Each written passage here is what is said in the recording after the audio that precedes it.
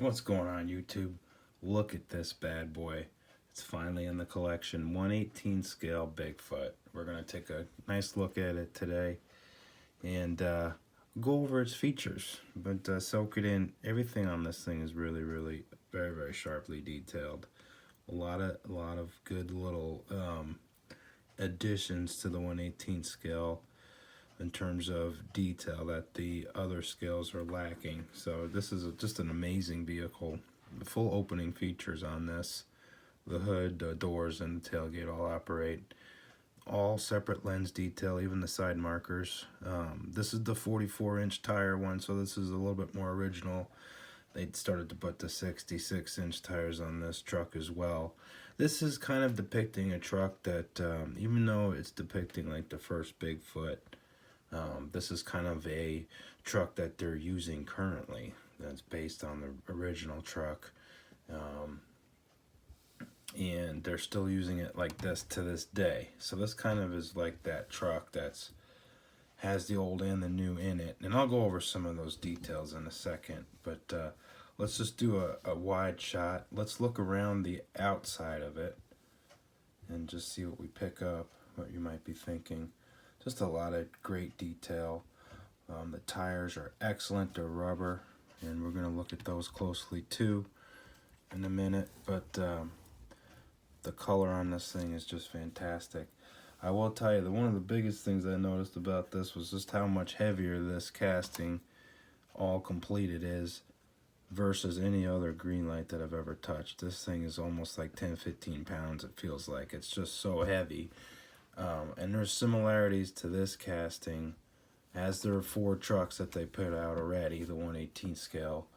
And I might bring that off the shelf, my little two-tone one, just so you could see the difference in the scale once you put these big tires on it.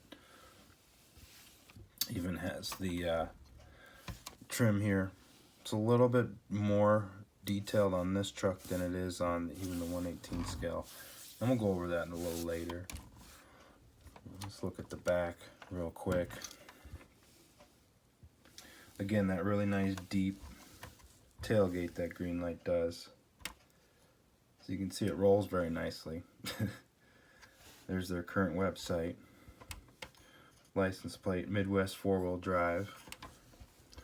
Even has the receiver hitch. You can see how the receiver hitch is clear through. Very awesome. As the axle detail is amazing. The chrome step bumper. Lens taillights, just like the Ford is. You know, Bob Chandler, the guy who invented the Bigfoot and all that out of his 4-wheel drive center, he had a regular Ford that he ordered. It was a factory 4-wheel drive, and he kind of mentioned that when he ordered the truck from the dealership, it took about 8 weeks to get it, which is typical for a domestic. Even to this day, if you were to order something, as long as the current production's up, it takes about 2 to 3 months, really. But anyway, he said, you know, back in the early 70s, late 60s, factory 4-wheel drive trucks were very far and few between. And they're just starting to become popular, something that people were thinking of to order for themselves, because it was starting to gain in popularity because it was useful. It was very good to have a 4-wheel drive truck, especially if you were in the country. It was a big step up for him, 2-wheel drive. But anyway, he ordered it and he started playing with it, and I think it, you know, it wasn't a huge big motor. He might have ordered it with a 351 to a 390, but he ended up wanting more power. So he put a 460 in it, and then he started to play with the wheels and tires and the lift kit, and he just kept wanting more and more capability out of his pickup. And he wanted more water fording ability. He wanted better ground clearance to overtake obstacles. So he kept up in the ante, and he finally came to the conclusion of doing a truck like this. And because basically what led him to get it so big was because he kept getting bigger tires. Then he needed more suspension. But unfortunately, when you're all on the factory axles for medium duty trucks, you know, you could do a 1.5 ton axle, and he was using those, but those were becoming inadequate too. So he finally after putting the bigger motors in and stuff like that, came to the big axles like these monster trucks. And then he had another stroke of genius, which was, since he was using the axles, they were kind of customizable in the fact that you could make them turn. You know, you could use 2 front axles with the CV joints that they used and have a rear steer as well. So he did a 4-wheel steer setup with hydro steer. Basically, that's hydraulic steering. And he hooked it up, the steering mechanism with the hydraulic valve control.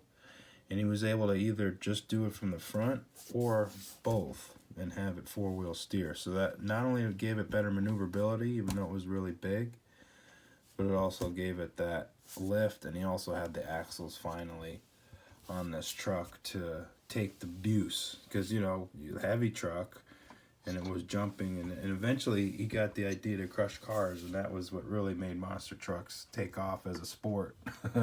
You know, in the early days, before they were freestyling and doing a lot of stunts and drag races, they would line up a whole bunch of cars, and they would put 2 of these trucks next to each other, and they would just drag race driving over a bunch of cars. And there could be, I don't know, 10, 15 cars in a row that they'd have to just drive over. And that was the sport. So we're looking on top here. You're going to notice some items in the bed. We got the dual battery set up, so those are batteries. And then you got a fuel cell here. A lot safer to run the fuel cell out of the way than have it on the bottom where it could get punctured, of course, if it was landing on a car or something. The other thing we'll take a look at real close is how they molded these tubes for the rear roll bar. Now, this is something really you could get for your regular pickup truck too, something like this. He did the double setup, but if you look closely, you can see that Greenlight molded in those where it would come together as pieces. And it has that little bolt detail there, so, you know, the tubes would slide up and together, and you'd pull that bolt through. And this was really before, you know, everything was welded up and you had a specialized cage. A lot of this was off-the-shelf parts for other 4-wheel drive trucks. You can see how nicely the blue paint looks. Of course, my lights are a little yellow. And there's your running lights for the roll bar. So very nice. Those are clear lens detail. Also, if you look at the Bigfoot tampo here, look at that. They're actual little feet. Let's zoom in real quick. Pretty cool. You can see the tack, the back side of the tack with the shift light. We're going to open up the doors in a little bit and look at the front side of that tack. The other masterpiece on this truck is the carb and linkage setup. Not only does it have the carb setup, the air cleaners, the linkage, but on the other side of these carbs, you're going to see the actual embossed detail for the Predator carbs. They have their own eagle as a design. And these are big block carbs like this. That's what they look like. They're big squares. And they used them, of course, because it really was almost like a variable Venturi setup, whereas you had 2 blades in here kind of running this way along the axis of it, and they would open up kind of like a grain chute. They would just kind of open. And that's kind of how they were set up. And basically that way that worked is they have a very steady flow. There's not a lot of moving parts in this. And for all the angles of attack that this truck would be going, you know, up, down, sideways, they kept a pretty good fueling rate. It wouldn't starve the motor. So very, very common setup for monster trucks because of the severe duty. They've since moved on to fuel injection, of course, and actually pretty early adopters of fuel injected setups just because of how good it performed over carbs. But this was the hot ticket back then.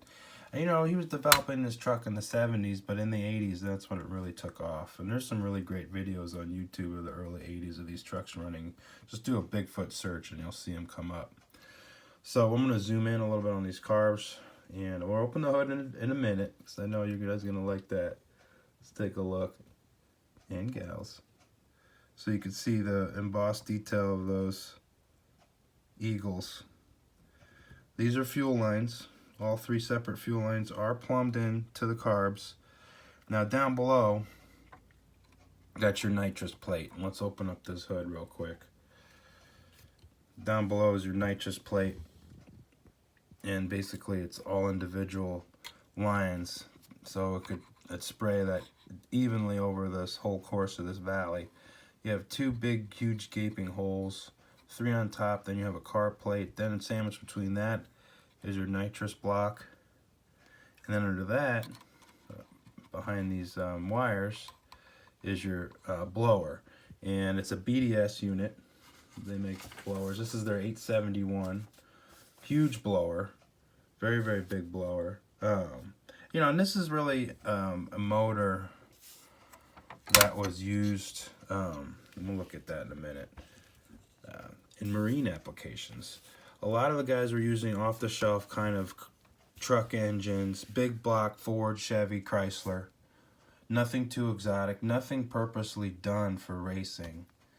And the boys over at Bigfoot, Bob Chandler and the crew, he decided to get the spec motor. You can see how nicely that hood opens on that. It's a large axle right there, if you're not noticing it. And this is all solid cast, die-cast hood. So, very, very heavy unit. Very nicely articulates, as you can see. Soft rubber lines, so you don't have to worry about hitting them, even though this would be steel braided in real life, and this would be the actual tubing. But anyway, back to the engine. So this is a 640 cubic inch Ford-based big block. Basically on their, what was it? Yeah, the 429, 460 architecture. Aluminum block, aluminum head motor. It was basically full custom engine, just based on the Ford architecture. It was still a push rod. It wasn't an overhead cam Ford. 640. After this engine was updated, and you can see the update on YouTube, there's a video, I'll link it to there. They got about 700 to 1,000 horse out of this, depending on the RPM range you set it at. And that was dry without running nitrous. So still a great motivator for the truck. Again, so you get triple carbs, you got an 871 BDS blower, and you got a big block with a special high-rise aluminum Ford intake too. That was custom for this application. And it also has a magneto distributor for this application as well. You can see the blower drive right there, and then the belt goes down to the crank.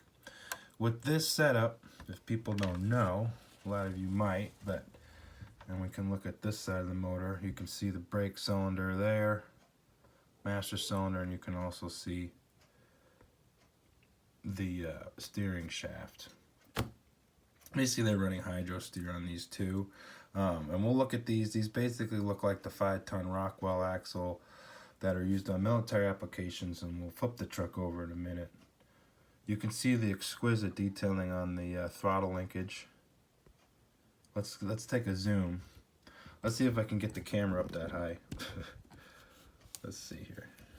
All right. Let's get this on the stand a little bit more steady. So we can look at this throttle linkage. It's amazing.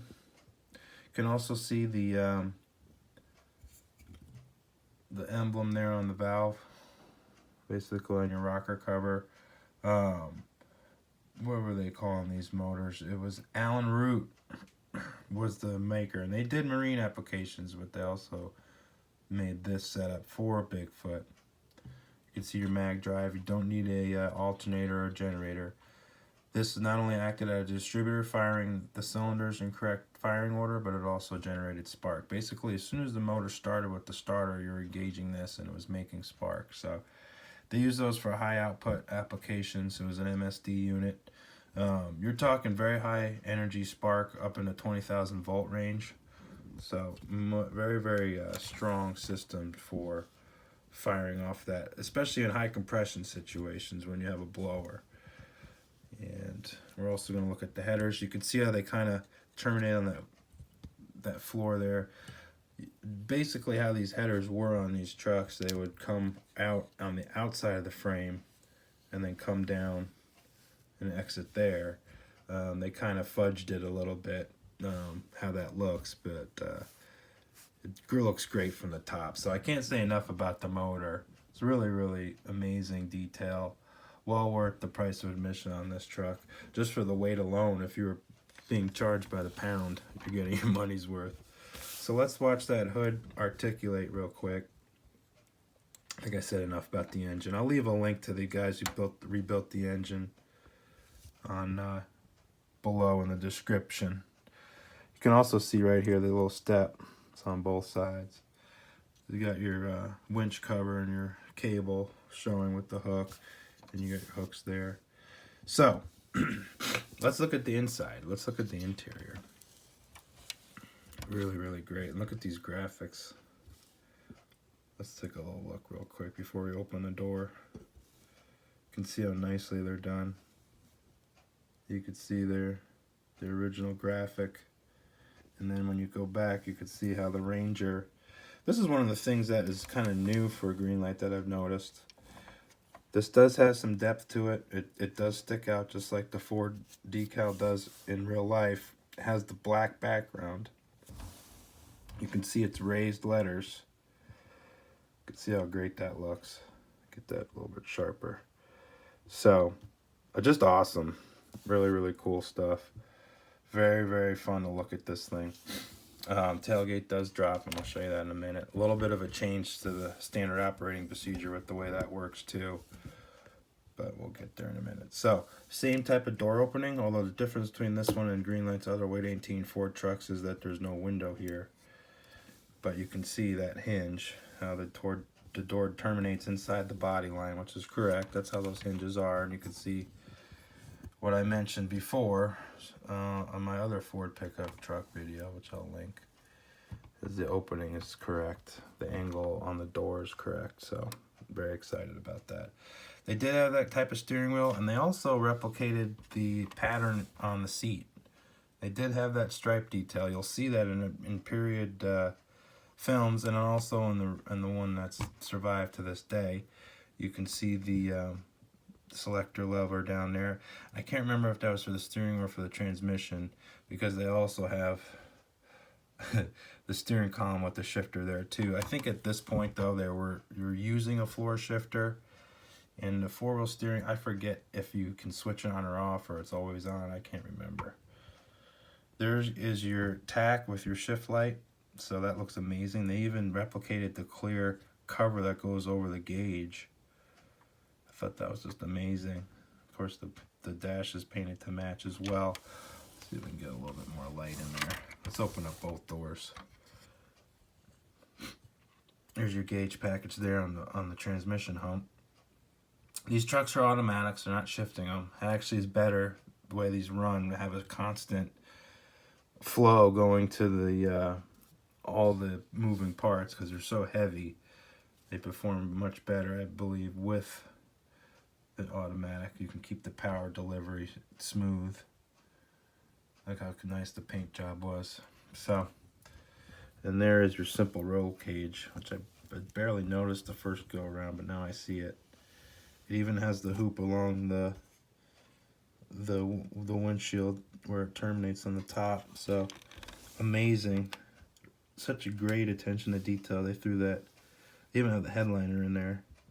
Let's get that better. So you can see how the cage is in there.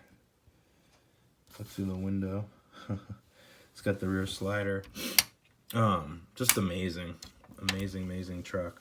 Let's back off a little bit. I'll show you real quick before I flip it over how nicely it rolls. I would say that's another plus. No steering on this, but you know what? These tires are so heavy, they probably break the steering.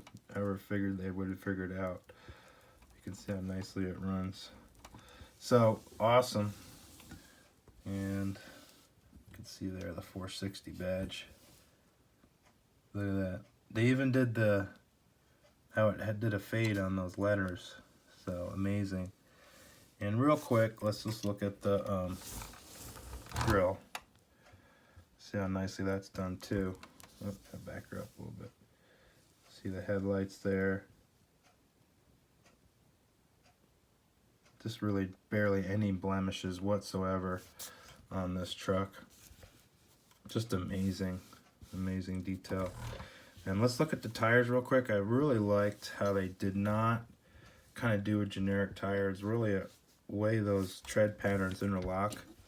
That is correct. You can see how they're not touching each other at all. And you can see the zigzag pattern. It really does lend itself nicely to the relief. Even the sidewall detail, how it's slightly rounded. And then another thing that I really like is how the tire sits on the rim. There's absolutely no play on the tire. It fits tight on the rim, and the back spacing, how it looks against the truck when you look down. Let's actually back this out a little bit. You can see they stick out an appropriate amount. The wheels and tires look perfect. You can see they paid attention to the four shocks in the front and then the 3 in the rear. Also in later Bigfoots, they figured out how to truss the frame, meaning that both axles are supported from the center strongly and give it a nicer sweep of suspension travel up and down with these long arms basically that they're doing. This is attached really for stability. They're still having the arc rather controlled by the leaf spring, and we'll look at that in a second. Let's take a look. All right, so we're going to go underneath real quick, and let's take a look at the bottom. The bottom is great. Like I said, there's no moving steering, but it'll be all right. Let's put this up on a, see if we don't, it's going to get a little bit trapped under there. Let's see what I can get here. Get this pen. I just want to make sure I'm not hitting that. I don't want to hit that. There we go. I don't want to smush. Basically, this little guy is tiny. They're using the Ford Sport mirrors or aftermarket, so that would get crushed almost under the weight of this thing. Okay, so let's look at this setup. We got Rockwell. We're actually looking at the gear case kind of clocked, and you're like, this is also prevalent on semi trucks. You can see the pumpkin is facing down, and that's because the power comes in more or less from the top and works its way down. It can run bigger gears in there. Also, when you look at this, you're going to see a brake here, and it breaks the whole assembly, the whole axle from the center out. That was a hallmark of these axles. You can also see in the front, same thing. They're going to break it here to stop the outer stuff. So one central brake. And I can't remember if they ran brakes on the outer edges or not. Just can't remember. But I know they had a brake on these Rockwells. You can see where the power comes in here, it goes down. That's the hallmark of it. They'll have shields on these running gears. This is all scatter shields going around these differentials in case they were spinning this, broke it, the shatter won't go up through the floor, hurt somebody, puncture the engine, etc. You could see the long tube headers come out and they dump right there after the transmission support. Alright, so let's go up here real quick so you can see what I'm talking about. So there's the frame of the truck up here where my finger is, and then we have this, basically a truss system. You can see how it joins up at the bottom. Keeps the movement of this axle at a minimal and also braces it, because if it was just relying on these springs, which on stock vehicles and most lifted vehicles, this is what's locating everything. But this is a movable item, so this geometry will get way out of whack if we're relying on this to support the weight of these. That's basically what they're doing right there. Basically, it's almost the same chassis points as the 1/18 scale Ford, the regular stock one that I have. So let me flip this around real quick and get back to the front. So, really amazing truck. I'm just so happy to have it. Well worth the wait. The pins on this tailgate, they go through to the edges. Now, on the Ford I have before, just you can push this back and forth. I'm going to have to pull this out a little bit and then drop it down. So, just a little bit different. I kind of prefer that though, even though it got a little chipped there, just because this doesn't drop. It doesn't keep dropping if I'm picking it up off the shelf and stuff. So, kind of stays in there sturdy. So there's our Bigfoot, kind of a quick and dirty review on it. It's really, it takes up a lot of frame in terms of me trying to film this on this the way it is, because I have a small table. So one more comparison. Let's take a look at the stock. Oh, dropped one of my power grabs. It's okay, it's in a box. Power grab matchbox for you who don't know. Anyway, sorting some of those yesterday. Alright, so this is a 1973, but this is still a bump side Ford, 73 to basically, oh, what was it? 86, basically. Dent side, excuse me. Dent side, sorry. They have the, but look, I don't, it doesn't, see how, do you see how high my camera is compared to this one? Let's take a look, guys. Let's take a look. And gals, let's take a look. Alright, so we'll back this up a little bit. Another casting I'm just in love with. So this is my 1973 F100 Ranger. And there's my Ranger XLT Bigfoot. So you can see there's a big size comparison difference in the two. Look at that. Can you imagine? I almost felt like I could chassis swap one of these just to see what the red and white one would look like on there. But you can see the difference. Incredible. I mean, really incredible. An amazing truck. Kings of Crunch is going to be a series, looks like, for the 118 scale as well as the other scales. So we'll look at the box as a parting shot. Instead of the box first, I'm going to do the box last. Huge box. I was going to get the tape measure up here, but I'd say it's huge. I mean, I don't know. It's probably a foot by a foot and a half, something like that box. So this is what it is. Like I said, Kings and Crunch is going to be a series. I'm thinking there. I know they're going to do a black one of these, just all black. They're going to do, I think, King Kong or one of those other trucks. There's the box art. So they package it well. It's a clamshell type styrofoam, so it's split down the middle, and you just foam on top and bottom. Kind of compresses this and doesn't let it move. I don't see any damage on this thing whatsoever. There's the other side of it. And this one has the most information, this by all the sponsors, licensed sponsors. Picture of the truck. Tells you everything that works. Some info. Very heavy. Look how heavy that is. Again, that's what the need for the high horsepower and all that heavy duty gusseting. Bottom of this is just your QR code and your barcode, so I can let you guys see that. And gals, real quick. So there it is. The Bigfoot. Very, very big Bigfoot. Put this box down real quick so I can get some real estate back on the table. So there she is, guys and gals. Ford Bigfoot. Very, very big truck. It dwarfs my little Ford, even though they're the same body. Look at that. Incredible. Yeah, they're available now. Got to get them while they last. I'm sure they're going to get sold out very quickly. I think they have a plan to do one in 2020 that's going to have the 66-inch tires from what my research shows. So that should be cool. I'm probably not going to get that. I'm not going to be shelling out whatever it is, $100, $150, whatever your area sells them for. I just don't need another one. And I probably don't like get another one of the big trucks, monster trucks anyway, because the Bigfoot is what I wanted. And that's what I'm going to get. So that's where she is in the original tire size and everything. So this is the 79 grill, by the way, too. Basically 78, 79 grill. This, and it's unclear to me if he started with this 74, 73 truck and just put a new front end on it. I can't remember. It seems like he did do that for real, but I can't remember. Of course, they had a few of these made.